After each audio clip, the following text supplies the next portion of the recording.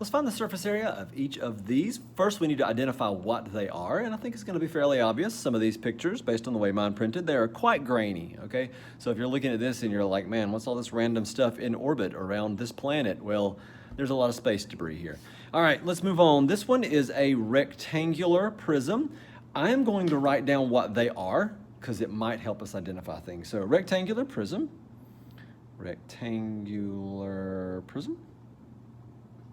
This one is a cylinder. This one is also a prism, and it is a triangular prism. This one's going to be fun. This one obviously is a pyramid. It is going to be a rectangular pyramid, which actually changes our formula just a little bit. This one is also a rectangular pyramid. It's for fun. This one is, we could call it a rectangular prism. I'm going to call it a cube because that's what it is. This one obviously is a sphere. And this one is a square pyramid because this is 2 yards by 2 yards.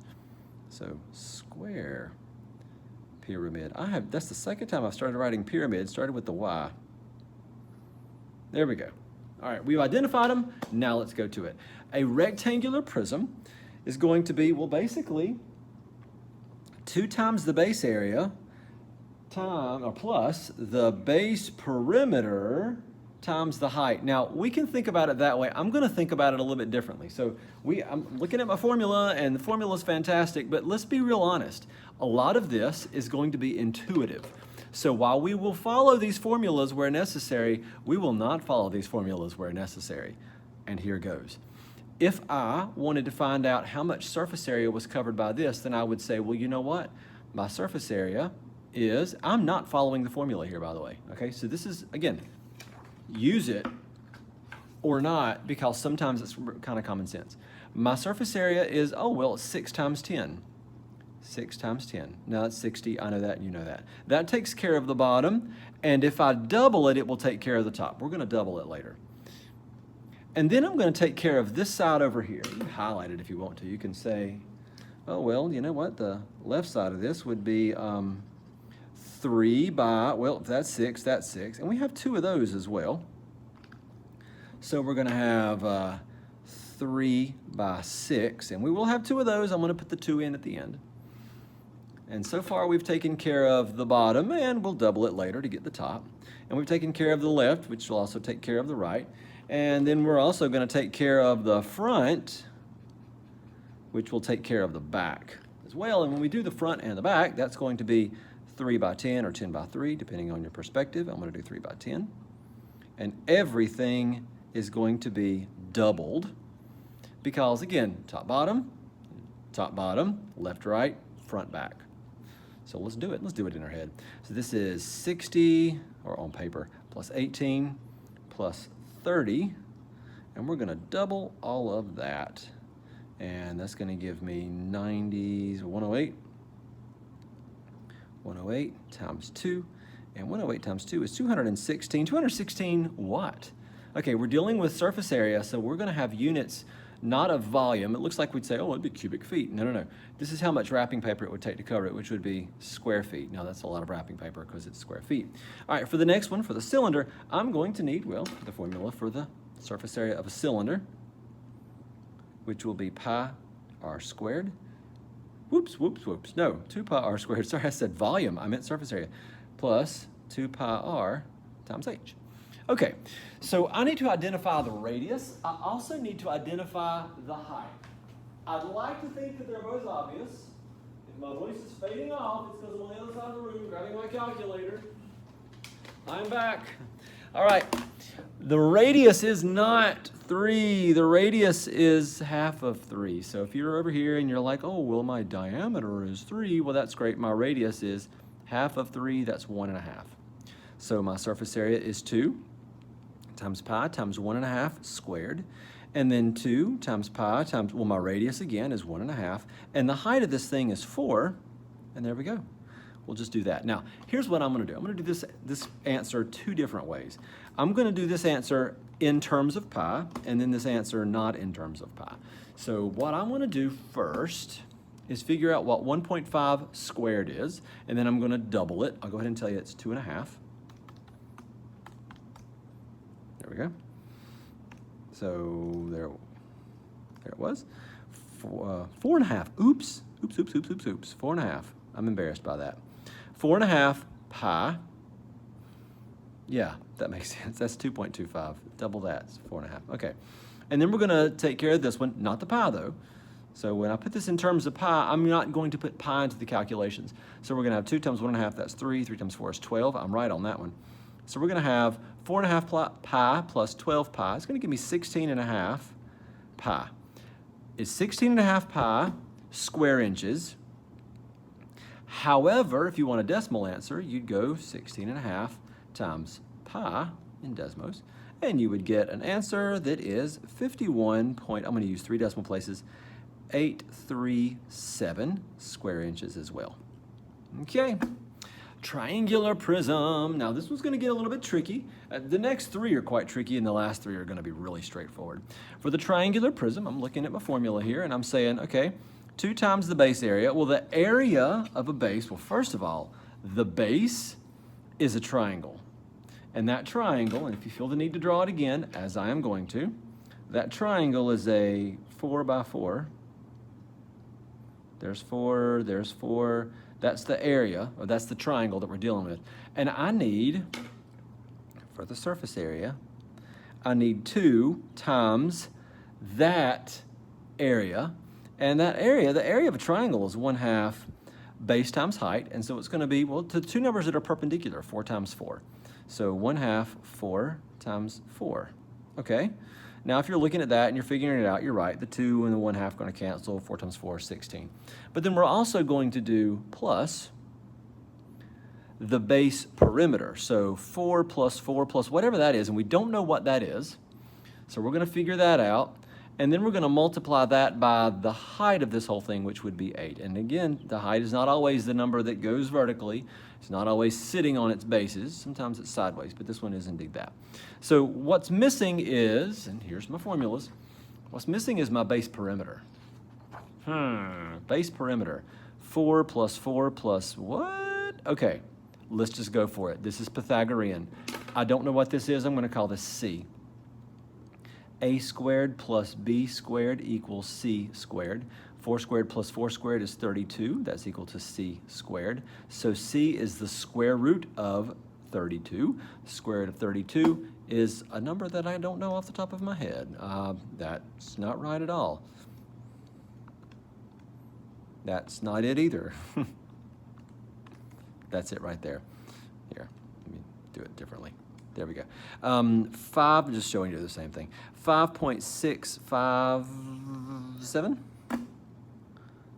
5.657. Okay, that's great, but that's not what goes here. What goes here is the entire perimeter, and that entire perimeter, I'm going to change colors here, the perimeter of this triangle is 4 plus 4 plus 5 plus 5.657, and that is going to give me 13.657, which is going to go right here. I'll keep it in red. 13.657. Handwriting is bad, sorry. And we're going to figure out what all this is. We have rounded some things off. There was a square root in there. 2 times 1/2 is 1. 4 times 4 is 16 plus 13.657 times 8. And that is our surface area for this one. That's going to give us 125.256. 125.256 what? Well, millimeters.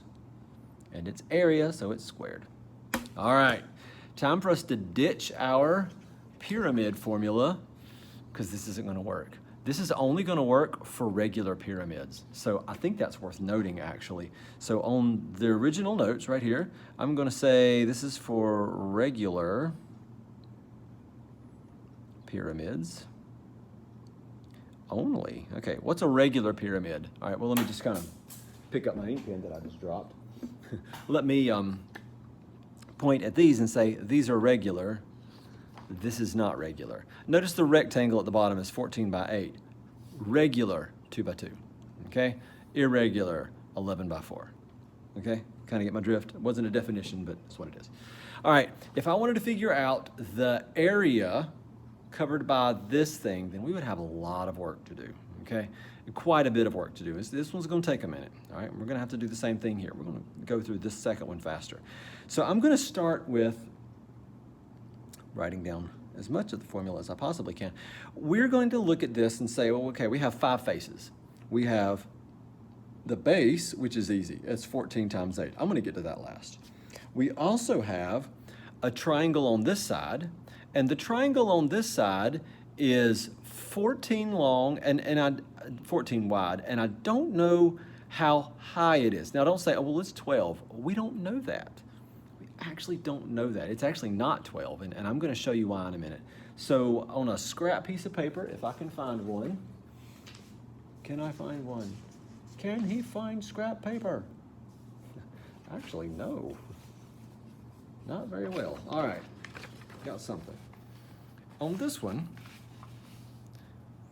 we'll do this. I'm gonna be dealing with this triangle right here. And that triangle right there is 14.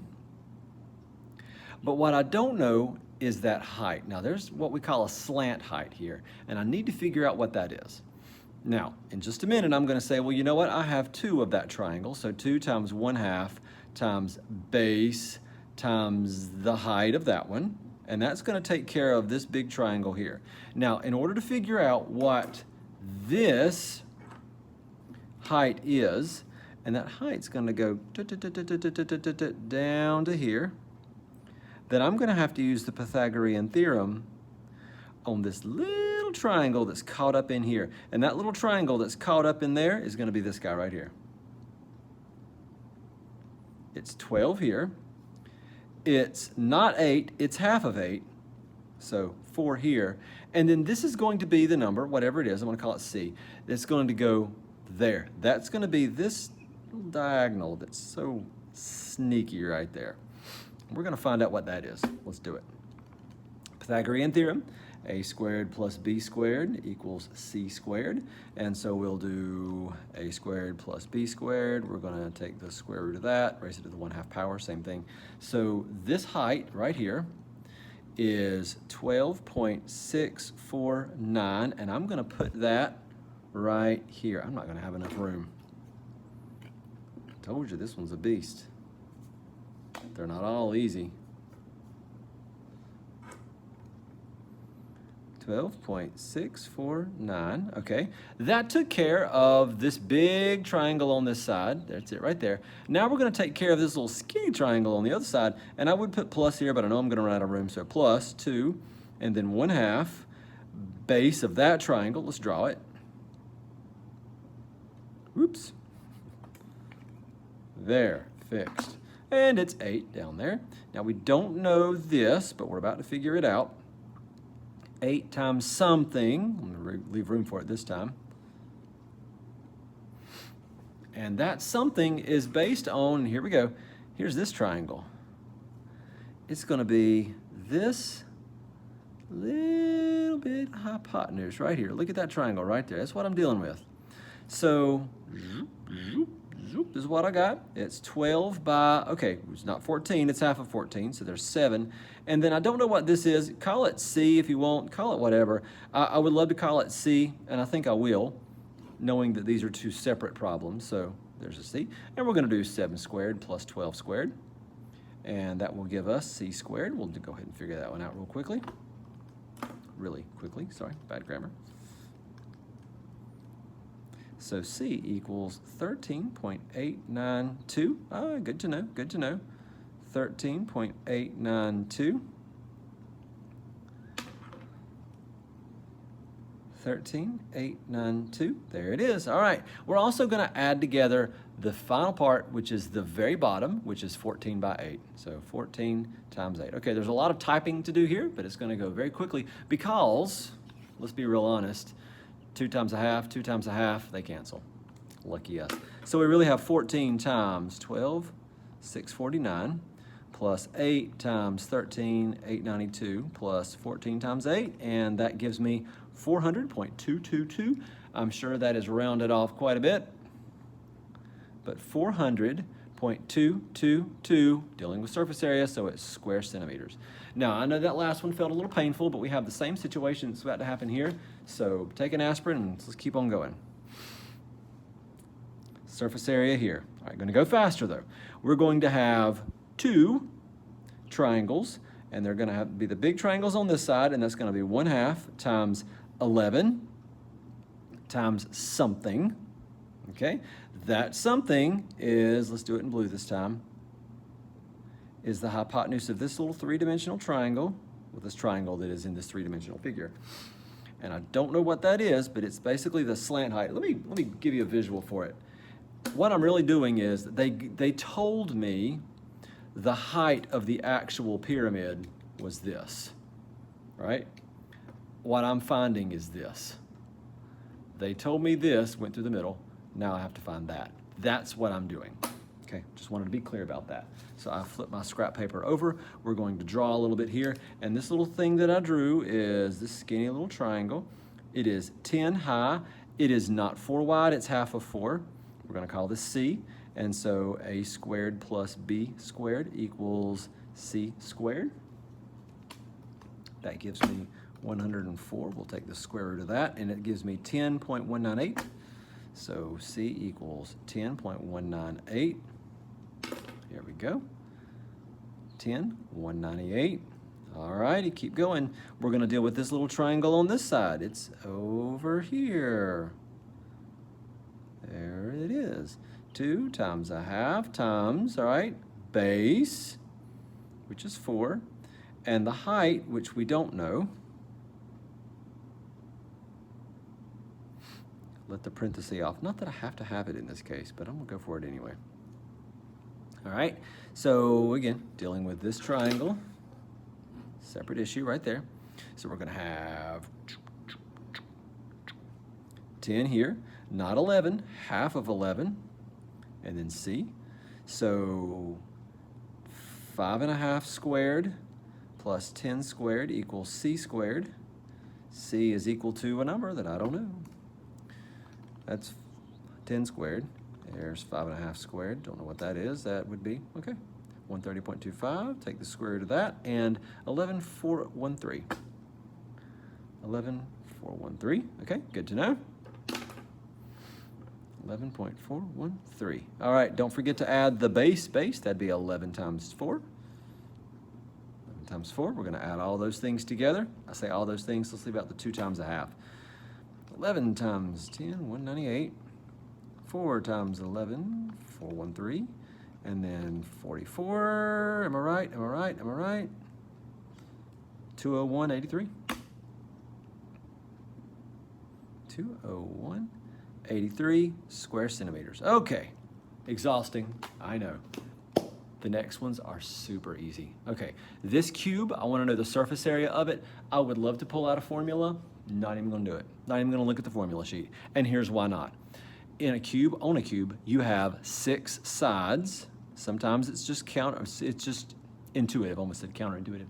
Sometimes it's just common sense. I have 6 sides, and each side is 3 by 3.